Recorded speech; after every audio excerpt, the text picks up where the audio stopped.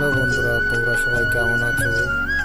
আমি আজকে চলে আসলাম আমাদের এখানে ইছামতিতে। ইছামতি হলো নদী, একটি জোয়ার ভাটা নদী। তো দেখতে পাচ্ছেন বন্ধুরা, দেখতে আসলাম ইছামতি নদীর কি অবস্থা, বর্তমান পরিস্থিতি কি এবং তার পার্শ্ববর্তী পরিবেশের অবস্থা কি একটু দেখতে আসলাম। ভাবলাম একটা ভিডিও করি ছোট্ট, আপনাদেরকেও দেখাই। তো এ হলো ইছামতি নদী, আর এটা হলো ইছামতি নদীর পারিপার্শ্বিক পরিবেশ আপনারা দেখতে পাচ্ছেন বন্ধুরা। আর ইছামতিতে কি অবস্থা এখন, ইছামতির জল আগে কানায় কানায় পরিপূর্ণ থাকতো। এখানে সব বাচ্চারা চান করছে, এগুলো সব এলাকার ছেলেপেলে ইছামতি নদীর ধারেই বাস করে এরা।